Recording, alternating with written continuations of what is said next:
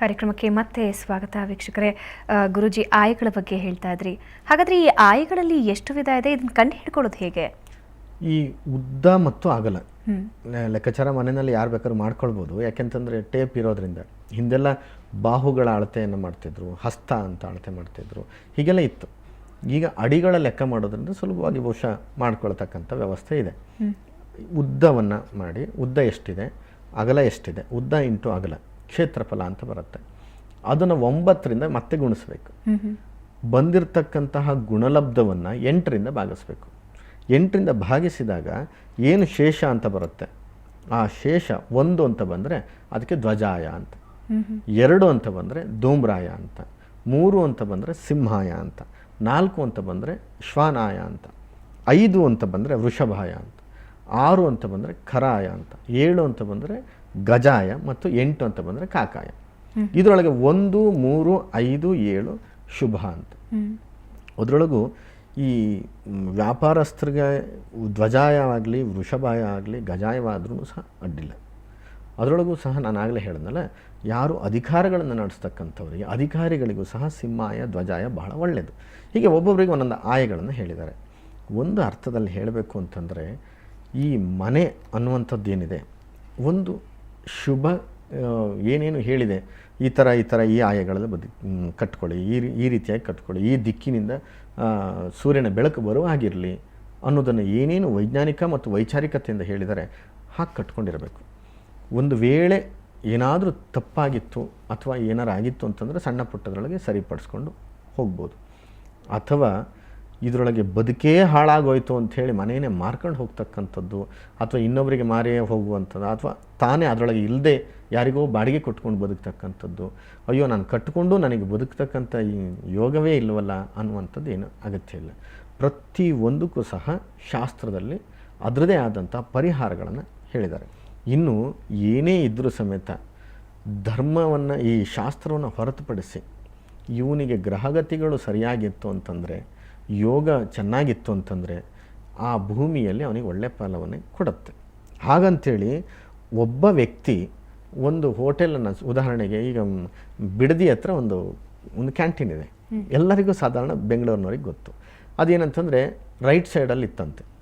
ಅಲ್ಲಿ ಏನು ವ್ಯಾಪಾರಗಳೇ ನಡೀತಿರಲಿಲ್ಲ. ತಟ್ಟೆ ಇಡ್ಲಿದು ವ್ಯಾಪಾರ, ಒಂದು ಸಣ್ಣದೊಂದು ಅಂಗಡಿ, ಅದು ಹೋಟೆಲ್, ಅಲ್ಲಿ ಏನು ವ್ಯಾಪಾರ ಇರಲಿಲ್ಲ, ಸಾಧಾರಣ ವ್ಯಾಪಾರ ಇತ್ತು. ಅದೇ ತಟ್ಟೆ ಅಂಗಡಿನ ಏನು ಮಾಡಿದ, ಈಗಲೂ ಇದೆ, ಅದನ್ನೇನು ಮಾಡಿದ ಲೆಫ್ಟ್ ಸೈಡಿಗೆ ಮಾಡಿದ. ಇವಾಗ ನೋಡಿದ್ರೆ ಕಾರುಗಳು ಮೇಳನೇ ನಡೀತದೇನೋ ಅನ್ನೋ ಮಟ್ಟಕ್ಕೆ ಕಾರುಗಳು ನಿಂತಿರ್ತದೆ. ಅಂದರೆ ಏನಾಯಿತು, ಅವನು ಇಡ್ಲಿನಲ್ಲೇನು ವ್ಯತ್ಯಾಸ ಆಗಲಿಲ್ಲ, ಚಟ್ನಿನಲ್ಲೂ ವ್ಯತ್ಯಾಸ ಆಗಲಿಲ್ಲ, ರೇಟಲ್ಲೂ ವ್ಯತ್ಯಾಸ ಆಗಲಿಲ್ಲ.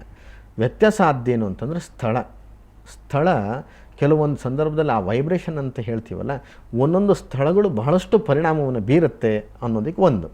ಇನ್ನೂ ಒಂದು ಆಗಿರ್ಬೋದು, ಏನಂತಂದರೆ ಅಲ್ಲಿ ಇರುವ ಸಮಯ ಅವನಿಗೆ ಯೋಗಗಳು ಕೊಟ್ಟದೇ ಇರ್ಬೋದು. ಯಾಕೆಂತಂದರೆ ಗ್ರಹಗತಿಗಳೂ ಸಹ ಇದಕ್ಕೆ ಕಾರಣವಾಗ್ತದೆ, ಯಾವುದಕ್ಕೆ ಅವನ ಏಳಿಗೆಗೂ ಸಹ ಕಾರಣವಾಗುತ್ತೆ ಅಂತ ಜ್ಯೋತಿಷ್ಯ ಹೇಳುತ್ತೆ. ಫಲಗಳು ಚೆನ್ನಾಗಿ ಬಂದಾಗ, ಗ್ರಹಗಳು ಒಳ್ಳೆ ಶುಭಕಾರಕವಾಗಿದ್ದರೆ, ಉದಾಹರಣೆ ಕುಜದೋಷ ಅಂತ ನಾವೆಲ್ಲವೂ ಬೈತಾ ಇರ್ತೀವಲ್ಲ, ಒಂದು ವೇಳೆ ಕುಜನೇ ಮಕರ ರಾಶಿಯಲ್ಲಿದ್ದು ಉಚ್ಚನಾಗಿದ್ದು ಶುಭಗ್ರಹಗಳು ಅದನ್ನು ನೋಡ್ತಾ ಇದ್ದರೆ, ಬರೀ 7 ವರ್ಷ ಈ ಕುಜದಶೆಯಲ್ಲೇ ಅವನು ಇಷ್ಟು ದೊಡ್ಡ ಮಟ್ಟಕ್ಕೆ ಬೆಳಿಬೋದು. ಪಾಪಗ್ರಹಗಳು ಸಮೇತ ಒಳ್ಳೆ ಫಲವನ್ನು ಕೊಡ್ತಕ್ಕಂಥ ಯೋಗ ಬಂತು ಅಂತಂದರೆ ದುಡಿಮೆ ಚೆನ್ನಾಗಾಗತ್ತೆ. ಸ್ವಾಮಿ, ಹಾಗಾದರೆ ನಾನು ಸಂಪೂರ್ಣವಾಗಿ ಲಾಸ್ ಆಗ್ತಾಯಿದ್ದೀನಿ, ನಾನು ಏನು ಮಾಡಬೇಕು, ಸುಸೈಡ್ ಮಾಡ್ಕೊಂಬಿಡ್ಬೇಕೇನೋ ಅಂತ ಅಂದ್ಕೊಳ್ಳೋದಲ್ಲ. ಅಂತಹ ಸಂದರ್ಭದಲ್ಲೂ ಸಮೇತ ಆ ಗ್ರಹ ಯಾವುದು ನಿಮಗೆ ಬಹಳ ನೀಚವಾಗಿದೆ ಅಥವಾ ಆ ಗ್ರಹದಿಂದ ನಿಮಗೇನು ತೊಂದರೆ ಆಗಿದೆ, ಉದಾಹರಣೆಗೆ ಕುಂಭರಾಶಿಯವರಿಗೆ ಅಷ್ಟಮದಲ್ಲಿ ಶನಿಯೇ ಕುಂಭರಾಶಿಯ ಸ್ವಕ್ಷೇತ್ರವೇ ಆಗಿದ್ದರೂ ಸಹ ಬಹಳಷ್ಟು ತೊಂದರೆನೇ ಕೊಡ್ತಾನೆ. ಇವಾಗ ಕನ್ಯಾ ರಾಶಿಯವರಿಗೂ ಸಮೇತ ಅಷ್ಟಮದಲ್ಲಿ ಗುರು ಇರೋದರಿಂದ ಎಲ್ಲಿಗೂ ಟ್ರಾನ್ಸ್ಫರ್ ಆಗಿಬಿಡ್ಬೋದು, ಅಥವಾ ಅವರು ಇದ್ದಂಥ ಸ್ಥಳವನ್ನೇ ಬಿಡಬೇಕಾದಂಥ ಸಂದರ್ಭ ಬರ್ಬೋದು, ಅಥವಾ ತನ್ನ ಕೆಲಸದಲ್ಲೇ ಬಹಳಷ್ಟು ಬೇಜಾರಾಗಿಬಿಡ್ಬೋದು. ಆವಾಗ ಏನು ಮಾಡೋದು, ಅದಕ್ಕೂ ಸಹ ಕೆಲವೊಂದು ಶಾಂತಿ ಅಂತ ಅನ್ನುವಂಥದ್ದನ್ನೇ ಹೇಳಿದರು. ಹೀಗೆ ಅವುಗಳನ್ನು ಮಾಡಿಕೊಂಡು ಇನ್ನೂ ಬದುಕ್ಬೋದು, ನಾನು ಮತ್ತಷ್ಟು ಛಲದಲ್ಲಿ ಬದುಕಬೇಕು ಅನ್ನೋದನ್ನು ಒಬ್ಬ ಮನುಷ್ಯ ರೂಢಿಸ್ಕೊಳ್ಬೇಕಾಗತ್ತೆ. ಆವಾಗಲೇ ಧೈರ್ಯದಿಂದ ನಾವು ಜೀವನವನ್ನು ತೆಗಿಬೋದು. ಮೊನ್ನೆ ಒಬ್ಬರು ನನ್ನ ಹತ್ರ ಮಾತಾಡಲಿಕ್ಕೆ ಬಂದಾದರೂ ಹೀಗೆ ಹೇಳ್ತಾಯಿದ್ರು, ಸ್ವಾಮಿ ಮನೆ ಒಂದಿತ್ತು ಒಂದು ಕಾಲಕ್ಕೆ, ಇದು ನಿಜವಾದಂಥ ಒಂದು ಸಂಗತಿ, ಎಲ್ಲರೂ ಅದನ್ನು ಗಮನಿಸಬೇಕಾದಂಥದ್ದು. IAS ಆಫೀಸರು ರಿಟೈರ್ಡ್ ಆಗಿ ಈಗಾಗಲೇ ಒಂದು 20 ವರ್ಷ ಆಗಿದಂತೆ. ಅವ್ರಿಗೆ 84 ವರ್ಷದ ವಯೋವೃದ್ಧರು ಬಂದವರು. 3 ಜನ ಮಕ್ಕಳು ಸ್ವಾಮಿ. ಒಬ್ಬ ಅಮೇರಿಕದಲ್ಲಿದ್ದಾನೆ, ಇನ್ನಿಬ್ಬರು ಇಲ್ಲೇ ಭಾರಿ ದೊಡ್ಡ ಬಿಸ್ನೆಸ್ ಎಲ್ಲ ಮಾಡಿಕೊಂಡು ಬೇಕಾದಷ್ಟು ಚೆನ್ನಾಗಿದ್ದಾರೆ. ನಮ್ಮದು ತೋಟ ಒಂದು ಮನೆ ಇದೆ, ಅದು ಎಲ್ಲಿ ತರೀಕೆರೆನಲ್ಲಿದೆ ಅಂತ. ಆ ತೋಟದ ಮನೆಯ ಒಳಗಡೆ ನಾನು ಬೇಕಾದಷ್ಟು ಚೆನ್ನಾಗಿ ಮಾಡಿಕೊಂಡೆಲ್ಲ ಇದ್ದೀನಿ. ಗಂಡ ಹೆಂಡತಿ ಇಬ್ಬರೇ ಇದ್ದಿದ್ದು. ಎಷ್ಟು ವರ್ಷ? ಇವರಿಗೆ 84, ಹೆಂಡತಿಗೆ 77 ವರ್ಷ. ಮಕ್ಕಳ ಜೊತೆಯಲ್ಲಿ ಬದುಕಬೇಕು ಅಂತ ಬಹಳ ಆಸೆ. ಇನ್ನೇನು ಸ್ವಲ್ಪ ವರ್ಷ ಬದುಕ್ತೀವೋ ಏನೋ ನಾವು. ಮಕ್ಕಳ ಜೊತೆಗೆ ಬದುಕಲಿಕ್ಕೆ ಮಕ್ಕಳು ಏನು ಹೇಳ್ತವೆ, ಅಮ್ಮ ಬರಲಿ ನಿನಗೆ ಅಡ್ಜಸ್ಟ್ ಆಗೋದಿಲ್ಲ ಅಂತ ನಂಗೆ ಹೇಳ್ತಾರೆ. ನನ್ನ ಬಾಯಿ ಜೋರು, ಆದರೆ ಆ ಮಕ್ಕಳನ್ನು ಅಷ್ಟು ಬೆಳೆಸಿದ್ದು, ಕೆಲಸ ಕೊಡಿಸಿದ್ದು ನಾನೇ. ಹಾಗಂತೇಳಿ ನಾನು ಆ ಮನೆಗೆ ಹೋಗಿಬಿಟ್ರೆ ನನ್ನ ಹೆಂಡತಿಗೆ ನಿನಗೆ ಅಡ್ಜಸ್ಟ್ ಆಗುತ್ತೋ ಇಲ್ಲೋ, ಅಥವಾ ಮಕ್ಕಳು ನಿನಗೆ ಅಡ್ಜಸ್ಟ್ ಆಗುತ್ತೋ ಇಲ್ಲೋ, ಅವರು ಕೆಲಸಕ್ಕೆ ಹೋಗೋರು, ನೀನು ಕಾಯ್ತಾ ಇರಬೇಕು. ಅಮ್ಮ ಬೇಕಾದ್ರೆ ಅಡ್ಜಸ್ಟ್ ಮಾಡ್ಕೊತಾಳೆ, ನೀನು ಈ ತೋಟ ಮನೆ ನೋಡ್ಕೊಂಡು ಇಲ್ಲಿರು ಅಂತಂದ್ರಂತೆ. ತಂದೆಗೆ ಎಷ್ಟು ಬೇಜಾರಾಗ್ಬಿಟ್ಟು ಬಂದು ಹೇಳ್ತಾಯಿದ್ರು, ನನಗೆ ಹಾಗಲ್ಲ ಸ್ವಾಮಿ, ಮಕ್ಕಳಿಗೆ ಬೇಜಾರಾಗತ್ತೆ ಅಂತ ಇವ್ರು ಹೇಳಿದ್ರು ನಿಜವಾದ ಅರ್ಥ ಏನು ಗೊತ್ತಾ, ನಾನು ಏನು ಕೆಲಸ ಮಾಡಲಿಕ್ಕೆ ಸಾಧ್ಯ ಇಲ್ಲ, 84 ವರ್ಷ ಆಗಿದೆ. ಆದರೆ ನನ್ನ ಹೆಂಡತಿಗೆ 77 ವರ್ಷ ಆದ್ರೂ ಅಟ್ಲೀಸ್ಟ್ ಪಾತ್ರನಾದರೂ ತೊಳಿತಾಳೆ. ಇವತ್ತು ಪಾತ್ರ ತೊಳಿಕ್ಕೂ ಕಷ್ಟ, ಇವ್ರ ಮಕ್ಕಳನ್ನ ನೋಡಲಿಕ್ಕೂ ಕಷ್ಟ, ಕಾನ್ಫಿಡೆನ್ಸ್ ಇಲ್ಲಲ್ಲ ಯಾರ ಮೇಲೂ. ಇವು ಅಜ್ಜಿ ಇರೋದ್ರಿಂದ ಆಗತ್ತೆ. ಆ ಕಾರಣಕ್ಕೆ ಮನೆಗೆ ಕರ್ಕೊಂಡ್ಬಂದಿದ್ದಾರೆ, ಬಿಟ್ಟರೆ ನಮ್ಮನ್ನೇ ಸಾಕಬೇಕು ಅಂತಿಲ್ಲ. ಇಷ್ಟಾಗಿನೂ ನಮ್ಮ ಮನೆಯಲ್ಲಿ ಇರ್ತಕ್ಕಂಥ ದೇವ್ರ ಮನೆಯಲ್ಲಿ ಒಂದು ಗಣಪತಿ ವಿಗ್ರಹವನ್ನು ಇಟ್ಟಿದ್ದೀನಿ. ಆ ವಿಗ್ರಹವನ್ನು ತೊಗೊಂಡು ಬಂದು ನಾನು ಬೆಂಗಳೂರು ಶಿಫ್ಟ್ ಆಗೋದು ಹೇಗೆ? ಆ ವಿಗ್ರಹನ ತೊಗೊಂಬಂದರೆ ಆಗುತ್ತೋ ಇಲ್ಲೋ? ದೇವ್ರ ಮನೆಯಲ್ಲಿ ಇಟ್ಟಿರ್ತಕ್ಕಂಥ ವಿಗ್ರಹನ ನಾನು ಹಾಗೆ ತೊಗೊಂಡು ಬರ್ಬೋದಾ? ಈ ಎಲ್ಲ ಪ್ರಶ್ನೆಗೋಸ್ಕರ ಕೇಳಲಿಕ್ಕೆ ಬಂದರು. ಯಾವ ಮನೆಗೆ ಬರ್ತಾ ಇದ್ದೀರಿ ಅಂತ ಕೇಳಿದ್ರು. ಅದರೊಳಗೆ ಇನ್ನೊಂದು ವಿಶೇಷ ಏನಂತಂದರೆ, ಮಕ್ಕಳು ಇರ್ತಕ್ಕಂಥ ಮನೆಗೆ ಬರ್ತಿಲ್ಲ. ಈ ಮಗ 3 ಮನೆಯನ್ನು ತಗೊಂಡಿದ್ದಾನೆ. ಆ 3 ಮನೆಯಲ್ಲಿ ಒಂದು ಮನೆಗೆ ಅಮ್ಮನನ್ನು, ಇನ್ನೊಂದು ಮನೆಗೆ ಅಪ್ಪನನ್ನು ಇರಿಸೋದಂತ. ಅಂದರೆ ಮನೆ ಕಾಯಲಿಕ್ಕೆ ಜನವೋ ಅಥವಾ ಅಪ್ಪನನ್ನು ಸಾಕ್ತಾ ಇರ್ತಕ್ಕಂಥದ್ದು. ಹಾಗಂದ್ರೆ ಅಮೇರಿಕದ ಮಗ ಏನು ಹೇಳ್ತಾನೆ, ಏನಿಲ್ಲ ಸ್ವಾಮಿ, ನಾನು ಬಂದಿದ್ದು ಗಣಪತಿ ಪೂಜೆ ಎಲ್ಲ ಮಾಡ್ತೀನಲ್ಲ, ವರ್ಷಕ್ಕೊಂದು ಸರ್ತಿ ಸಂಕಷ್ಟಿಗೆ ಎಲ್ಲರಿಗೂ ಅನ್ನದಾನ ಮಾಡ್ತಾನೆ ಅಂತ. ಎಲ್ಲಿಗೆ ಬಂದು ಹೋಯ್ತು ಕರ್ಮ ಅಂತ. ಇವರು ಎಷ್ಟೇ ಮಾಡಲಿ ಭಗವಂತ ಇದಕ್ಕೆ ಮೆಚ್ಚೋದೇ ಇಲ್ಲ. ಧರ್ಮ ಹೇಳೋದು ಇದನ್ನೇ, ಶಾಸ್ತ್ರದಲ್ಲಿ ಹೇಳಿದ್ದು ಇದನ್ನೇ ಪುರಂದರದಾಸರು ಒಂದು ಕಡೆ ಹೇಳ್ತಾರೆ. ಹೆತ್ತ ತಾಯಿ ತಂದೆಯರ ಚಿತ್ತವ ನೋಯಿಸಿ ನಿತ್ಯ ದಾನವ ಮಾಡಿ ಫಲವೇನು, ಸತ್ಯ ಸದಾಚಾರ ಇಲ್ಲದವ ಜಪ 10,000 ಮಾಡಿ ಫಲವೇನು, ಭಿನ್ನಾಣದಿಂದಲಿ ಲೋಕವ ತಿರುಗಿ ಅನ್ನದಾನವ ಮಾಡಿ ಫಲವೇನು. ಯಾವ ಫಾರಿನಲ್ಲಿದ್ರೂ ಸಮೇತ ಅನ್ನದಾನ ಮಾಡಿ ಫಲವೇ ಇಲ್ಲ. ಇಲ್ಲಿ ಇವ್ರನ್ನ ಸರಿಯಾಗಿ ಆ ಮನೆಯಲ್ಲಿ ಸಮೃದ್ಧಿಯಿಂದ ಸಂತೋಷವಾಗಿ ಇರಿ ಅಂಥೇಳಿ ಸಾಕಿ ಮನೆ ಕಟ್ಟಿಕೊಟ್ಟ ಅಂತಂದರೆ ಯಾವ ಹೆಚ್ಚಿನ ವಾಸ್ತುಗಳೇ ಬೇಕಾಗೋದಿಲ್ಲ. ಆ ನೆಮ್ಮದಿ ಇರುತ್ತಲ್ಲ, ಗಂಜಿನೇ ಕುಡ್ಕೊಂಡಿರಲಿ ಅಥವಾ ಏನೂ ಇಲ್ಲದೆ ಏನೋ ಒಂದು ಕೂತು ಊಟ ಮಾಡ್ತಕ್ಕಂಥದ್ದಿರಲಿ, ಅಪ್ಪ ಮಕ್ಕಳು ಮೊಮ್ಮಕ್ಕಳು ಇವ್ರು ಬದುಕೋದಿದೆಯಲ್ಲ, ಅದು ನಿಜವಾದ ಜೀವನ. ಬರೀ ಹಣ ಮಾಡಿದೆ, 3 ಮನೆ ತಗೊಂಡೆ, 4 ಮನೆ ತಗೊಂಡೆ, 5 ಬೆಡ್ರೂಮ್ ಮನೆ ತಗೊಂಡೆ, ವಾಸ್ತು ರೀತಿನಲ್ಲಿ ಕಟ್ಕೊಂಡೆ, ಇಲ್ಲಿ ಅಮ್ಮ ಇಟ್ಟಿದ್ದೀನಿ, ಅಲ್ಲಿ ಅಪ್ಪ ಇಟ್ಟಿದ್ದೀನಿ, ಅಲ್ಲಿ ಅತ್ತೆನ ಇಟ್ಟಿದ್ದೀನಿ, ಇದೆಲ್ಲ ಜೀವನವೇ ಅಲ್ಲ. ನಾಳೆ ಇವ್ರ ಮಕ್ಕಳು ಇವ್ರನ್ನ ಲಿಸ್ಟಲ್ಲೇ ಇಟ್ಟಿರೋದಿಲ್ಲ. ಇದನ್ನು ಅವ್ರ ಮನಸ್ಸಿನಲ್ಲಿ ಇಟ್ಕೊಳ್ಬೇಕಾಗತ್ತೆ. ಇದು ಧರ್ಮ, ಇದು ನಿಜವಾದಂಥ ಶಾಸ್ತ್ರ, ಇದನ್ನೇ ಬಳಸ್ಕೋಬೇಕು. ಓಕೆ, ಈ ಕೆಲವೊಂದು ಆಯಗಳ ಬಗ್ಗೆ ಹೇಳ್ತಾ ಇದ್ರಿ. ಅಂದರೆ ಇದರಲ್ಲಿ ಮನೆಯಲ್ಲೇ ಪರಿಹಾರ ಮಾಡ್ಕೊಳ್ಳೋವಂಥದ್ದು ಯಾವುದಾದ್ರೂ, ಅಂದರೆ ವಾಸ್ತು ದೋಷಗಳು ಸಾಕಷ್ಟು ಇವೆ ಅಂತ ಹೇಳ್ತಿರ್ತಾರೆ. ಇವಾಗ ಪ್ರತಿಯೊಂದು ಕಡೆನೂ ವಾಸ್ತುನೇ ಹೆಚ್ಚಾಗಿ ನೋಡ್ತಾರೆ. ಅಂತಹದ್ದು ಮನೆಯಲ್ಲೇ ಪರಿಹಾರ ಮಾಡ್ಕೋಬೋದಾ ಏನಾದರೂ? ಹೌದು, ಯಾಕೆಂತಂದರೆ ಈಗ ಆಯವೇ ಹೆಚ್ಚು ಕಮ್ಮಿ ಆಗಿದೆ ಅಂತ ಇಟ್ಕೊಳ್ಳಿ. ಆಯಕ್ಕೂ ಸಮೇತ ಹೇಗೆ ಹೆಚ್ಚು ಕಮ್ಮಿ, ಮೊದಲು ಅಳತೆನ ಮಾಡ್ಕೋಬೇಕು. ಅಳತೆ ಮಾಡಿಕೊಂಡಿದ್ದು ಆ ಫೌಂಡೇಶನ್ಗೆ ಮತ್ತೊಂದು ಎಕ್ಸ್ಟ್ರಾ ತಗೊಳ್ಬೋದು, ಇದು ಅಗತ್ಯ ಇದೆ ಅಂತಂದರೆ. ಆದರೆ ಯಾವ ದಿಕ್ಕಿನಲ್ಲಿ ತಗೊಳ್ಬೇಕು ಅನ್ನೋದು ಬಹಳಷ್ಟು ಮುಖ್ಯ. ಹಾಗೆ ನಾನು ಹೇಳಿದ್ನಲ್ಲ, ಆ ಮನೆಗೆ ಹೋದ ಮೇಲೆ ಆಗಿರ್ತಕ್ಕಂಥ ತೊಂದರೆ ಏನು, ಮೊದಲಿಗೆ ಆ ಮನೆಯ ಯಜಮಾನ ಜಾತಕ ಏನು ಹೇಳುತ್ತೆ, ಅವನ ಗ್ರಹಗತಿಗಳು ಏನು ಹೇಳುತ್ತೆ. ಕೇವಲ ನೇರವಾಗಿ ಮನೆಯನ್ನು ಒಂದನ್ನೇ ನಾವು ಶೋಧನೆ ಮಾಡಬಾರ್ದು. ಆ ಮನೆಯಲ್ಲಿ ಇರ್ತಕ್ಕಂಥ ಎಲ್ಲರೂ ಆರಾಮಾಗಿದ್ದಾರೆ, ಮನೆ ಯಜಮಾನಿಗೆ ಮಾತ್ರ ಕಾಯಿಲೆ ಬಂದಿದೆ ಅಂದ ತಕ್ಷಣ ಆ ಮನೆಗೆ ತೊಂದರೆ ಅಲ್ಲ. ಈಗ ಮೊನ್ನೆ ಮುಂಗಾರು ಮಳೆ ಬಂತಲ್ಲ, ಮುಂಗಾರು ಮಳೆ ಪ್ರಾರಂಭವಾದ ತಕ್ಷಣ ಒಬ್ಬರು ಮನೆಗೆ ಸಿಡ್ಲು ಹೊಡಿತು. ಆ ಡಿಶ್ ಅಂಟನೆ ಅಂತ ಬರುತ್ತಲ್ಲ ಈಗೆಲ್ಲ ಹಾಕೋತಾರಲ್ಲ, ಅದು ಸುಟ್ಟು ಹೋಗ್ಬಿಡ್ತು.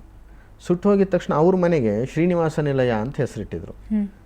ಅವರು ನಮಗೆ ಫೋನ್ ಮಾಡಿ ಕೇಳ್ತಾರೆ, ಸ್ವಾಮಿ ಶ್ರೀನಿವಾಸ ನಿಲಯ ಅಂತ ಇಟ್ಟಿದ್ದೀವಿ, ಅದು ಶ್ರೀನಿವಾಸ ನಿಲಯ ಅಂತೇಳಿ ಇಟ್ಟಿಲ್ಲ, ಹಾಗಾಗಿ ಸಿಡ್ಲು ಹೊಡೆದಿದೆ ಅಂತೇಳಿ ಯಾರೋ ಹೇಳಿದ್ರು, ಇದು ನಿಜನಾ ಅಂತ. ಇದು ನಿಜವಾಗ್ಲೂ ಮೂಢನಂಬಿಕೆನೆ. ಯಾಕಂದ್ರೆ 25 ಶ್ರೀ ಹಾಕೊಂಡ್ರು ಸಿಡ್ಲು ಹೊಡಿಬೇಕಾದ್ ಹೊಡಿತದೆ.